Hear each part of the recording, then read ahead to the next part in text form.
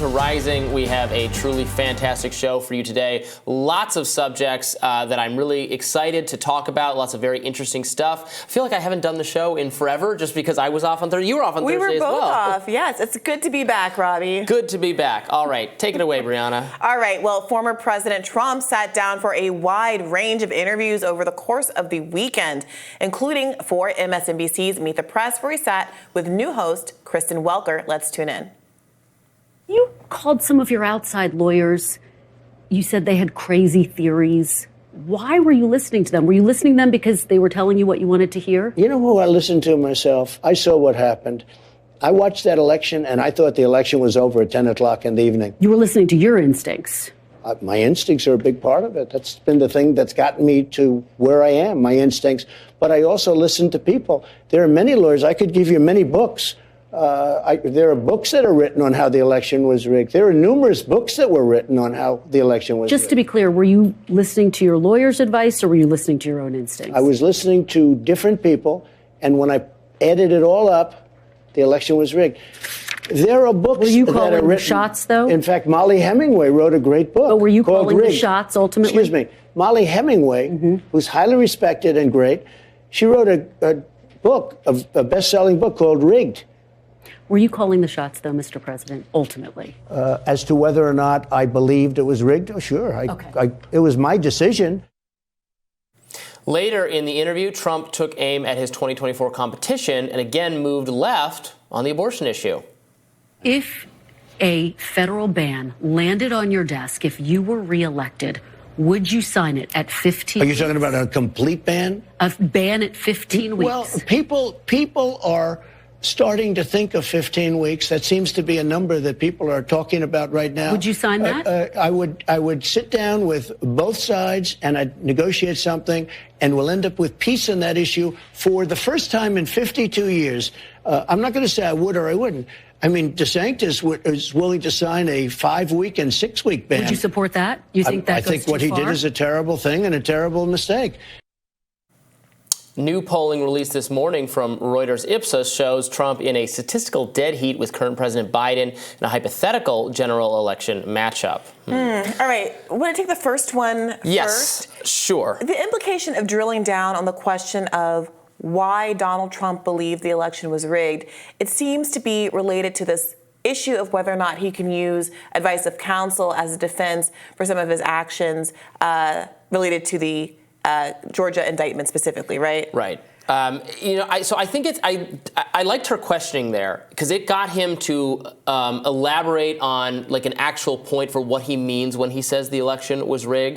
So he references Molly Hemingway, who's a editor of The Federalist. She appears on Fox News a lot. I know her. I've been on with her. I know her in real life. And she wrote this book about the unfairness she saw in the 2020 election. I'm familiar with the book. So the claims in that book, again, many of them I would say do hold up in terms of, not like illegal interference, but bad behavior from tech actors, from the FBI. By rigged, she's meaning the Hunter Biden laptop story and a lot of other stuff. Sure. There's a lot in there, and you can debate it.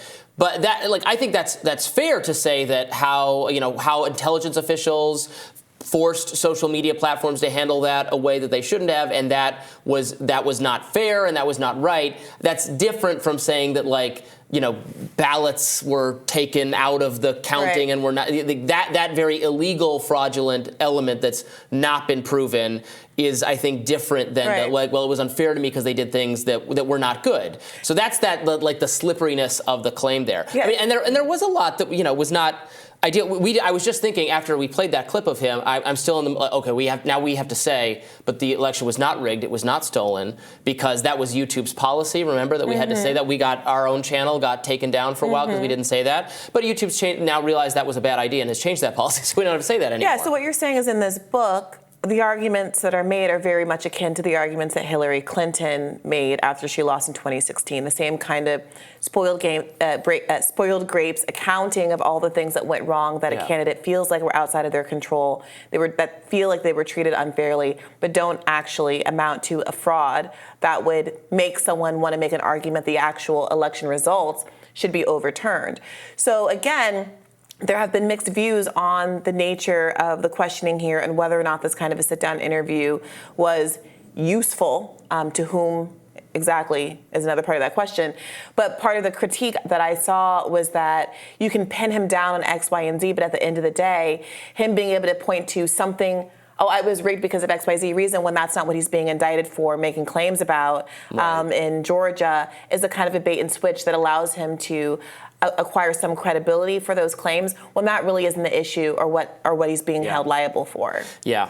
So let's move on to the abortion comments.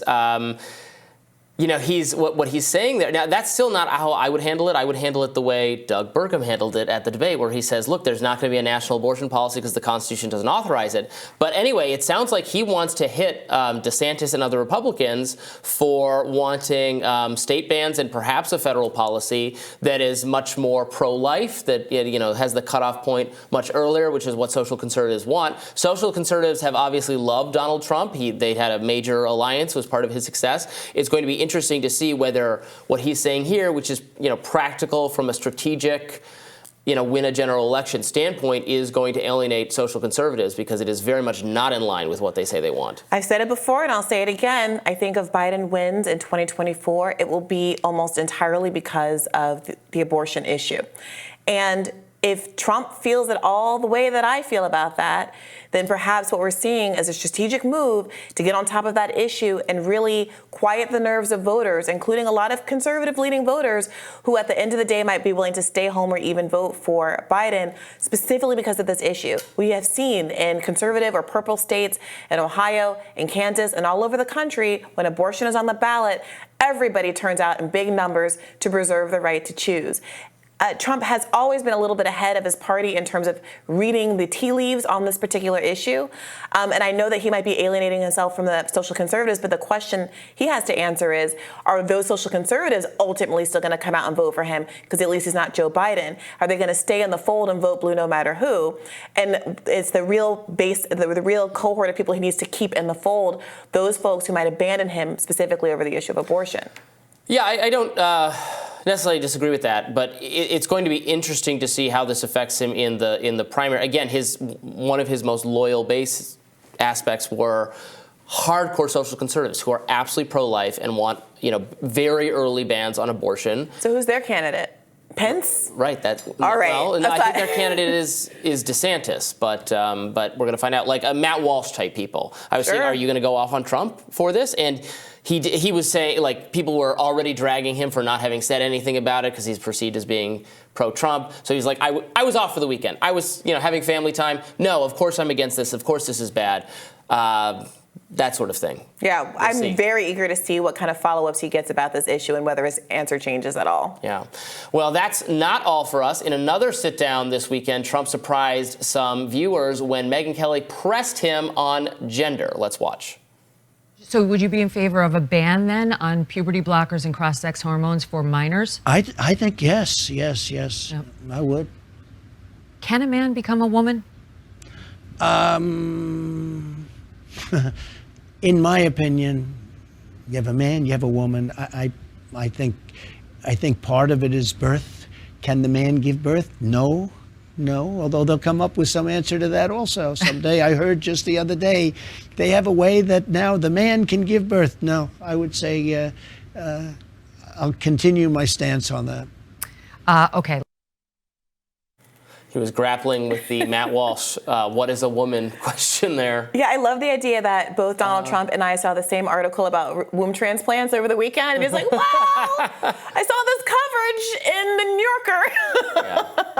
I don't see how that answer would be especially controversial to Republicans. He ultimately gave the answer that he thinks that there's men and women and science is going to do what science. He was thinking about Caitlyn Jenner, maybe, who he's invited to use whatever bathroom she wants. Sure, but that's a different question than he was answering. Yeah. And I didn't hear him say anything other than there was a man and a woman, and that while science may enable men, people who are born male, to give birth someday, that that doesn't seem to be really rattling his feelings about that.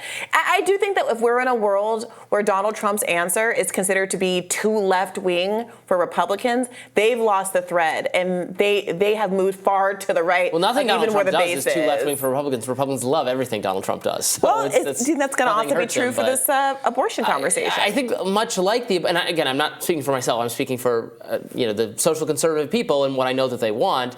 I don't think that answer would be satisfying enough for them, but it's never mattered with Trump before. Look, we live in a topsy-turvy world where maybe Donald Trump is dragging the Republican Party to the left on anti-interventionism, on abortion rights, and Joe Biden is dragging the Democratic Party to the right. This is going to be an interesting matchup if that's what it comes to in 2024. Indeed. Well, we've got lots more coming up on the show today, including some great interviews, and we'll have more Rising in just a minute.